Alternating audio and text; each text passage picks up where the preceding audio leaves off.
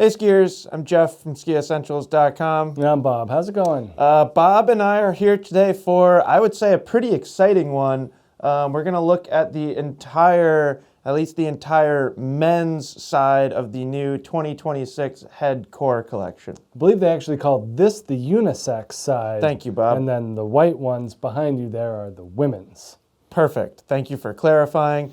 We've got 4 out of 6 new unisex head cores up here. The only 2 that we're missing are the 2 widest that are 112 and 118. And we can touch on this again as we go through it and talk about construction. But this is the women's, the 93. So women's skis are white.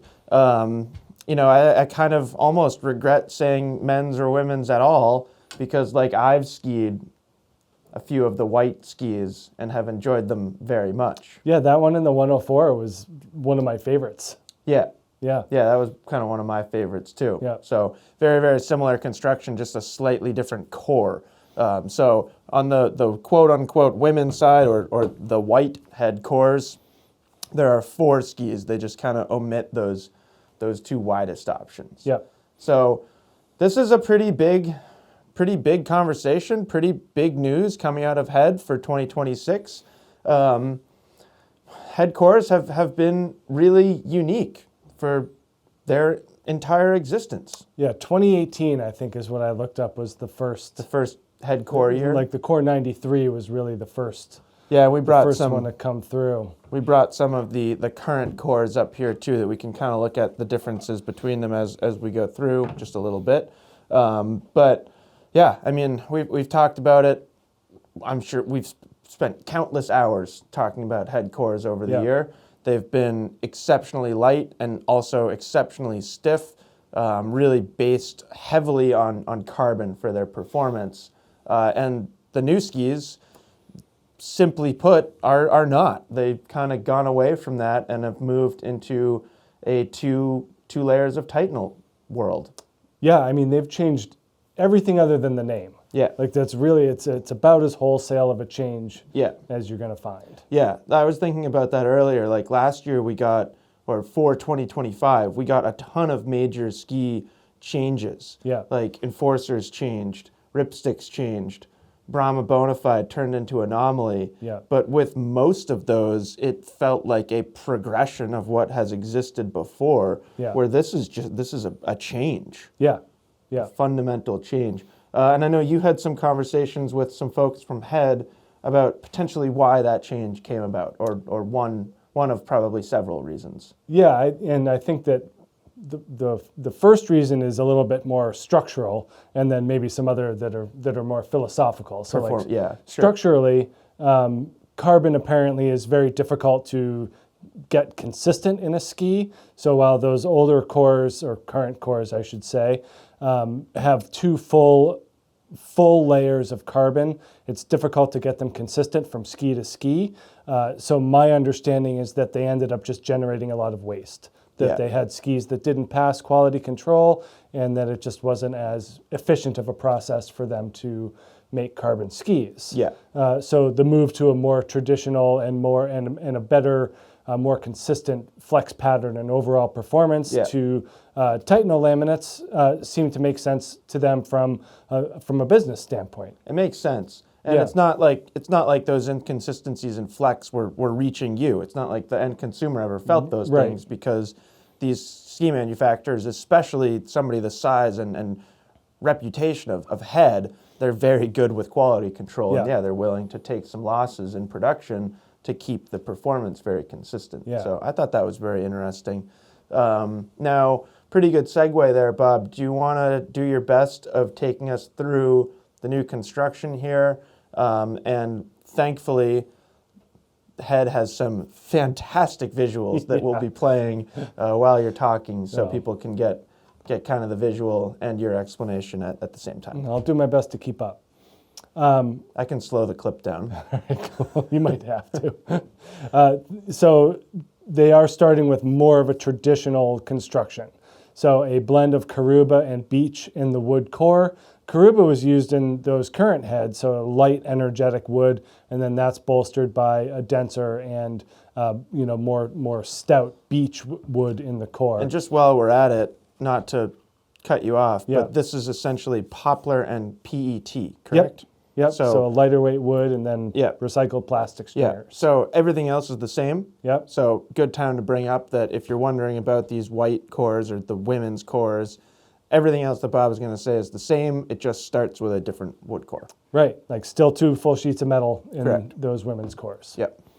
Karuba and beech in the wood core here, 2 sheets of metal on either side, a full layup of graphene. So that's another thing that's carried through from head.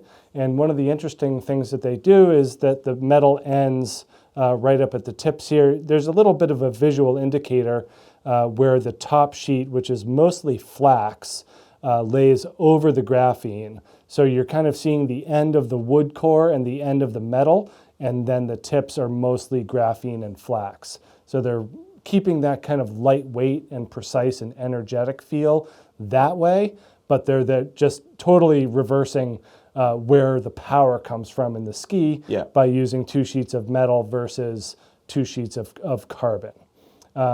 And that's pretty much it. There's a lot of layers. There's fiberglass layers in there as well. But the really big story is the 2 sheets of metal, the full layer of flax, and the graphene laminate in there that still delivers that stiffness and that energy that we've known from the cores for a while. So I feel like when you talk about those things, it starts to sound a little bit more similar. Yeah. But then you move into the 2 sheets of metal and we get something different going on. Yeah. And as a result, they're not quite as stiff. Yeah. That's one of the things that we've talked about with the cores for a long time. You got the 100 there. That's the 100. So this is the equivalent ski that it replaces. And obviously, Bob and I are different size and different strengths. I'm considerably stronger. Yeah. It's a much stiffer ski. Yeah. And that's true kind of across the board. And then these 3 narrower skis, thank you to Head, we get to kind of hang on to those the rest of the season. We're borrowing that 106 from our rep right now, and we had borrowed the 112 too that you'll see in some footage. You weighed these before we put the bindings on them. So I know that they're a little bit heavier, or at least heavier than the skis that they replace. But they're still, to me, I believe you said something like, and these are all 179s. 177. Correct? 177s, thank you. I believe you said something like they were all under 1,900 grams? Kind of. Okay. So I'll just rattle it off. The 88 is 1818. Yeah, it's still like pretty light. The 94 is 1928. The 100 is 1941. And this 106 in the 184 is 2140. Okay. Don't have the weights for the 112 and 118 quite yet. But yeah, this longer one is the outlier over 2,000 grams. Yeah, okay. So to me, big change from where we were over here for weight, but they're not heavy. There's a lot of skis with 2 sheets of metal that are considerably heavier than this. So still kind of capturing some of that head core theme that we've come to know. And then do you want to just look at like some overall changes in shape? Yeah, because other than the wholesale change in, I'd say compared to the wholesale change in construction, the shapes are a little bit more similar. A little more similar, but I think it's still pretty important. Yeah. And the two play off each other, the changes in shape and changes in construction. Yeah. Do you want to do what I just did with the 106? Sorry, I'll do it with the 100 too. I thought the 106 to the 105 was very interesting. So Bob and I were just playing this game before we turned the camera on, and it's kind of counterintuitive, but the easiest way for me to describe the changes in shape, at least in terms of rocker profile, is... Got it? I think so. There is both more camber and more rocker, and I can see the eyes rolling right now and people saying, well, that's impossible. And it's basically, I just mean those in 2 different things. So there's more camber in the sense that there's more camber height. So it might not fully come across on camera, but 94 to current 93, a little bit higher camber height in this ski, and then longer rocker length. Yeah. So that's really the big thing, and it's staying true pretty much across the board, because the same is true with your 105 to 106 over there. Yeah, and it's always been a progression with cores, and that continues. We did notice a slightly different brake, whereas in the current cores, the 87, 93, and 99 were all a little bit more all mountain shaped. Yeah. And then the jump to 105, 112, 117? What's the white one? I forget.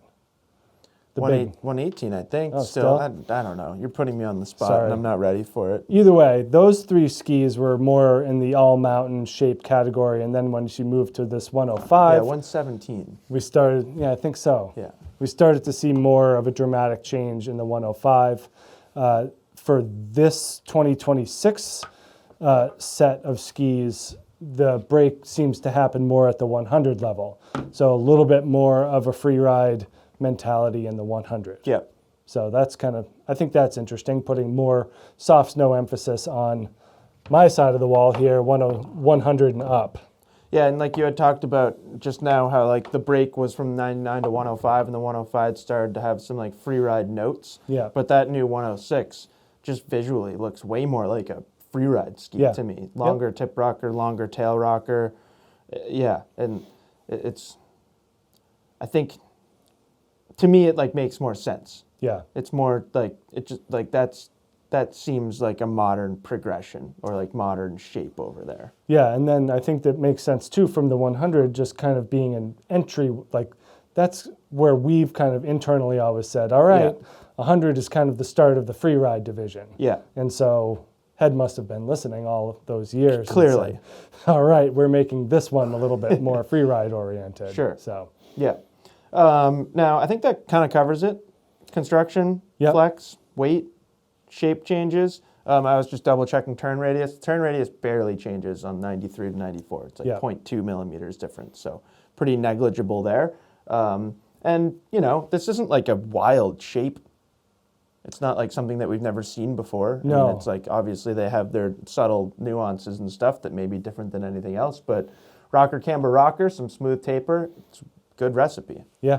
So we will do full reviews of, I mean, at least the 4 skis that you see up here, and likely 112 as well. But for the remainder of this video, we'll play some footage of what we've skied so far. Bob, you've skied like a lot of them. I've skied all of these plus the 112. Yeah. And the white 104. Which is impressive.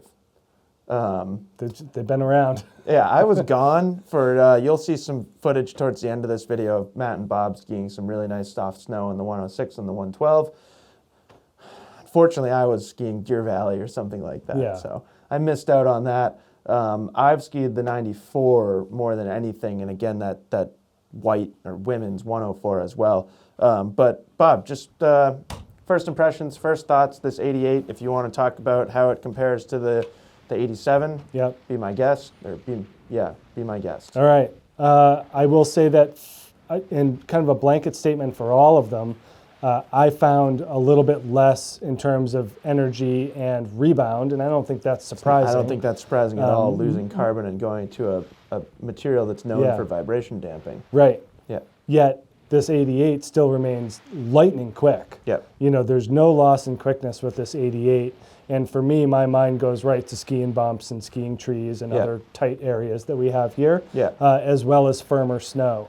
So that's where this thing really excels, as do most 88s. And we had kind of mentioned heavier skis. So it's not going to quite line up in the power department as an Enforcer 89 or something like that. But something like an Atomic Maverick 88, we're kind of more in that wheelhouse of kind of a lighter, more usable 88 that still has, that strong, crisp feel underfoot, but then some really nice all-mountain versatility.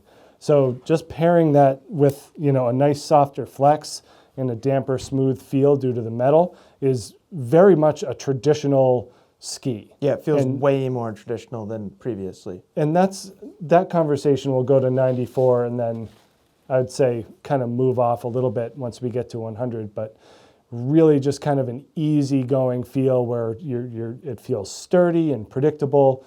No surprises. Whereas I feel like that Core 87 thing was packed full of surprises. And not everyone liked that. People like knowing what's coming. And they like knowing that your ski is going to react in the same way each and every time. Yeah, predictability. Yeah, and that's where this Core 88 really comes in handy. But I loved it in the bumps. I thought it was phenomenal. Yeah. Really easy to put wherever you wanted it to go. Because it's on the lighter side and because it's a little bit more flexible, you can maneuver it quite easily.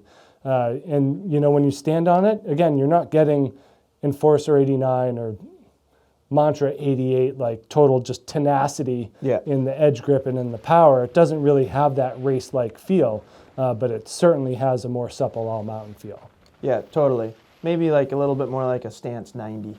Yeah, that's a good one too. Yeah. I actually find they might be slightly easier to ski than something like Stance 90. I would say so. I think they're more mobile than a Stance 90, which prefers a little bit more to be stood on. Yeah. The 88 I felt like wanted to be skied more two-footed. Yeah. You know, just kind of nice short quick turns. You know, you could open it up. You know, full caveat, we've only been on the 177s of the narrower narrower ones. So I'd be interested to see how the 184 responds to more aggressive skiing. Yeah. But you know, it's hard for me to put my full weight and power into any 177 and feel totally comfortable. Well, Bob, I can quell all of your concerns with my experience on this 94. Yeah. Because 177 for me is just fine. Sometimes I want to go longer, but for my size in a ski like a Core 94 Ti here, 177 that would be my length of choice. Yeah. So it fits me better from a length perspective, and I am very happy. I don't think I've shied away in the last 7 years of having some mixed feelings about head cores.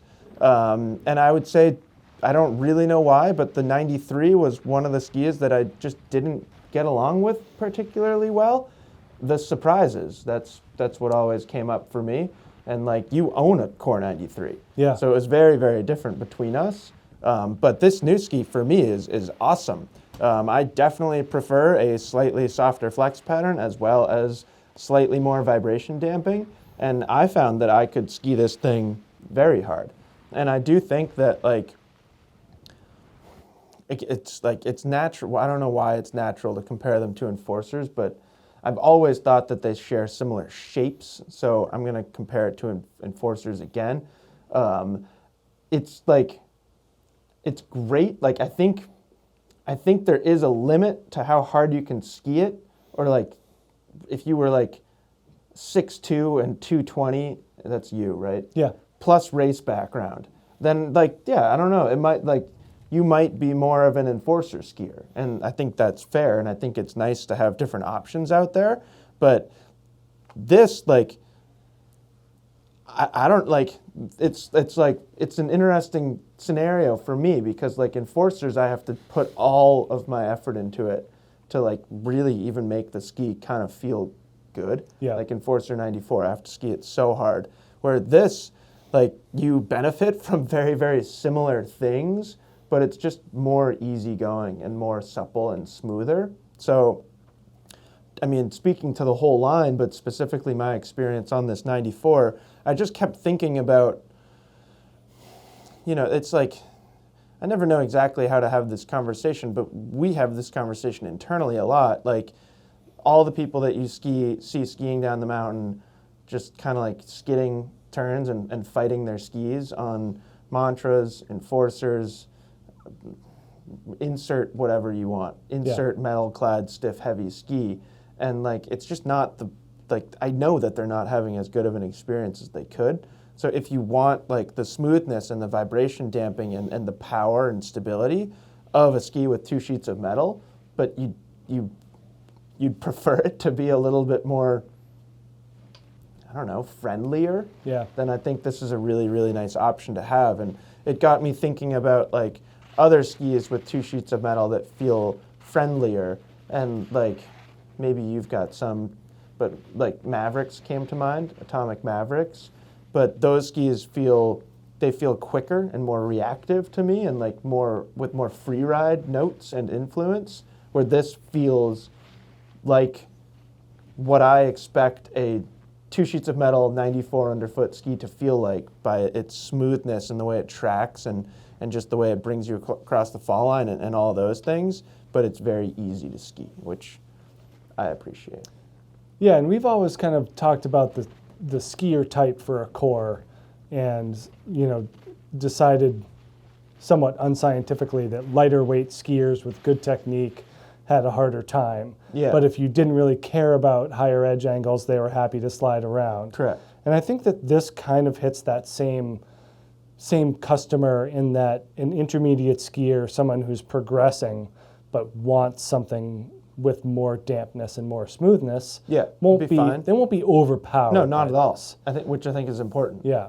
But then, like what you were just saying, like the lighter weight skier at a high edge angle with good technique, I like to think that I have decent technique. But this is much better. This is extraordinarily more supportive of that skiing. Yeah. So I'm very happy about the way that new cores feel, and I do think that it opens it up to a much larger audience, because it kind of feels like anybody can ski them now. Yeah. Where we used to, like you were saying, we used to have that skier type conversation, like, are you a core skier or aren't you? And now it's a lot harder to say that you're not. It's hard for me to think of the skier who's not, unless you're like what I was saying, like 6'2", 220 race background. Yeah. But then, who knows? You could go longer. Or just maybe you're not interested in making Enforcer 94-like turns all the time. Yeah. You're maturing as a skier. Totally. You can be a little bit easier to manipulate. And the current cores were always more of a, you should probably try that thing first. Yeah, and see if you like it. This is a lot more broad. And it's totally become one of those skis of like, well, if you don't know what all mountain ski to buy, you just buy a Core 94 Ti. You're gonna have a good time. Yeah, it's gonna handle just about anything you can throw at it. I know I have mostly carved groomers on it, but just through doing that and bopping around on sides of trail and stuff like that, there's more versatility built into that ski than Core 93, because I'm not fighting the flex. Very fair.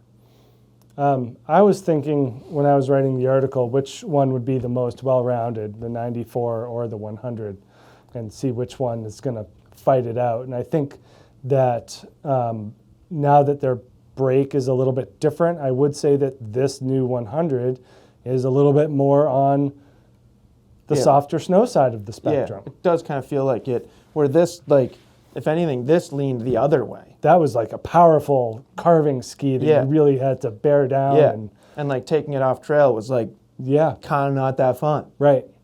So now we're moving into a more of a free ride direction with this new 100 Ti. I know we already did the shape thing, but can you show me your tail? Can you put them back to back? Because I'm just looking down at the tail of that ski, and it just looks so much different. I mean, it's not like crazy different, but it is. There's more tail rocker back there. Yep. As well as more taper. Yeah, they do all kind of benefit from a little bit.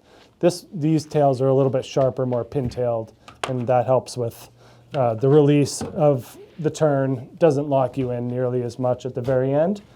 But yeah, I think that this 100 makes a lot of sense for skiers who are kind of in the soft snow business, whether it's you're more adventurous, you're moving into more exploration, and I want to ski more trees and more woods and get into some bowls and just open it up. I think that this 100 is a very well-rounded ski, even though that 94 might suit better for, the one ski option, especially for Vermont. For Vermont, sure. Yeah. And then this, your snowier zone skier will likely be happier on the 100.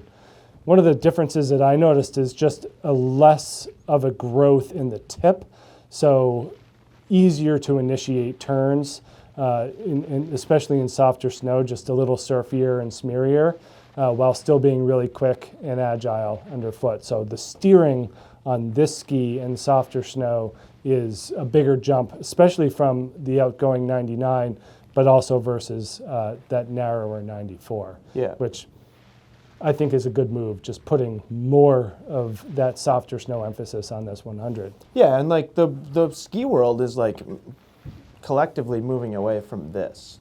Yeah. And by this, I mean 100 underfoot, stiff, ripping carving ski. Yeah. You know, like for a long time, that's kind of what everybody wanted. And there's still skis out there like that.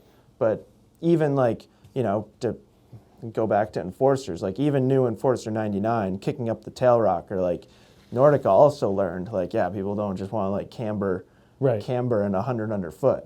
Yeah. And I know there's somebody out there that's going to be like, I want it. And sorry. You can still find it, just not as often.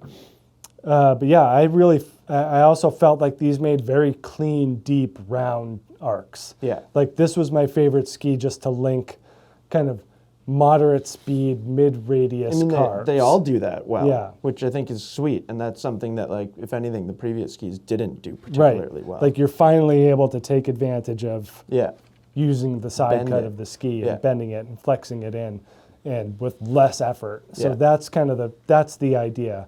And then you're getting the damp feel of the metal overall. Yeah. So, you know, really minimal like negative chatter in this ski. It feels very connected to the snow. Yeah, and I'm glad you brought up chatter, because it is the type of ski where you might see some movement. Yeah. Like tip movement, but I can definitely speak from my experience that nothing about them feels like chatter. Yeah. They feel quiet. Yeah. But I thought this was a great option for being a well-rounded 100 millimeter ski with two sheets of metal that doesn't put you in the back seat, doesn't make you pay for mistakes. Totally. Easy to stay on front and work your way through. Yeah, I agree 100%. Now, I wasn't here for this. I know we have some footage of Matt on groomers from kind of our shoot day with Head back in January. But why don't we kind of do this ski and the 112 together? Yep. And you can just tell me about the day that you and Matt had without me. Well, let me tell you, Jeff, the snow was deep those days. I was jealous. I was somewhere without much snow. Yeah, no, we got into a nice little cycle, just 5-6 inches a day for a couple days, and it really adds up in our upper mountain area. And so it was a really good time to get out on these 106s and the 112s and see kind of how they felt, not only in the crud and the chop when you popped out on trail, but we were in some tighter technical areas. So these have to combine mobility in those areas with the stability and power to handle broken snow at higher speeds. Yeah. And no issues with the deeper snow mobility. They're really easy to kind of get from turn to turn, even in tighter areas. And yeah, just a really nice experience. Like, pretty surfy. Now, did you ski this mostly, or did you ski 112 mostly, or did you switch back and forth? We fought over the 112. Oh, fun. That was Who won the fight? We both won. We ended up sharing just fine, but I don't think that there was one of us had one more than the other. I think it was pretty equal. But there was a noticeable difference. Again, bumping from this to the 112, you're just getting that extra rocker and that extra taper that's just going to cut through any of that snow. Where'd you go? But we were in like bypass woods and stuff like that and playing around up in that area. Where else did you go? Good question. That's it? We'll find out when I edit this video? Yeah. Okay. I don't know. It was a blur. Obviously we don't have Matt here with us, but do you remember anything about Matt's experience? He also wanted that 112 most of the time. I do remember following him through kind of Pump House Woods area. Yeah. I think he was on the 112 then, and pretty deep snow at that point. And then he popped out and did the bottom of lift line there and went over the jump and stuff like that. So that was kind of the broken snow and crud and chop area, and pretty good at motoring right on through this stuff. And I know that I won't speak for you specifically, but I'm pretty sure that you always liked the Core 112 or the 111. I'm sorry. Yes. That was my favorite. Like, that's a great core. Yeah. That was great segue, because my next question was going to be, how does the 112 compare to the 111? I would rather ski the 112 in bypass, but I like the 111 back on trail. I felt like that was a much on firmer. Yeah, and especially with like soft snow on top of firm snow. That 111 is a very, very strong performer in that category. It's pretty crisp. Yeah. But I think like when we get up to 112, the intention is more the bypass woods and deep snow. It just doesn't for us here, though that doesn't last all run. Yeah. You know, so we are very much in the kind of the environment where we're dealing with multiple levels throughout the mountain. I mean, that's an interesting way to think about it because, like, correct me if I'm wrong, but basically what you're saying right now is that the Core 111 worked really well here in Stowe. Yep. And the Core 112 potentially doesn't work as well because you're hitting firmer stuff underneath. I would add on to that 112 is like pretty unnecessary where we live, period. You know? Yeah, it's a small window. Like, you don't really need that. Yeah. So then if that just kind of shifts the way that people choose, and for Vermont, if you just go 106, then I think you'll be very happy. Yeah.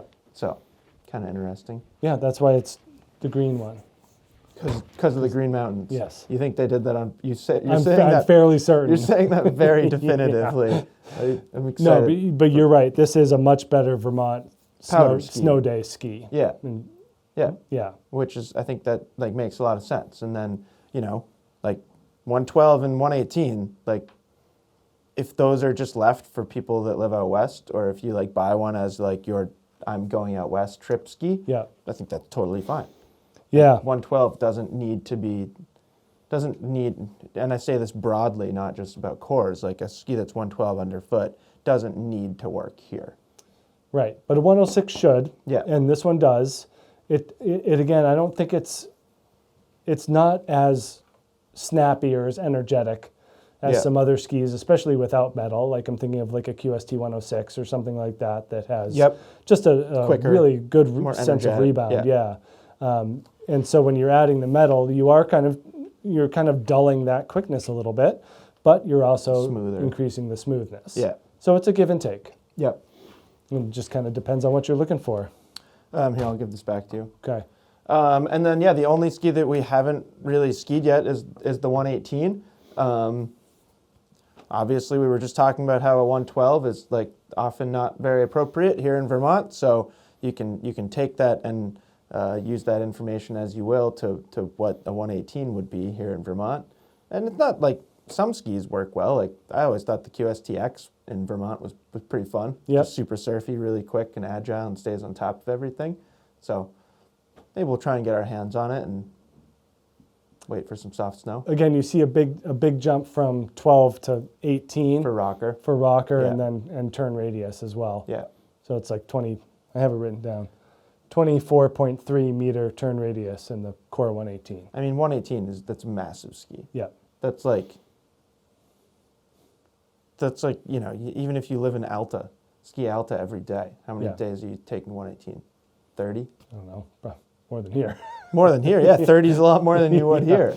But it's still like, that's kind of a specialty thing. Yeah. So that's all I have to say. You got anything else?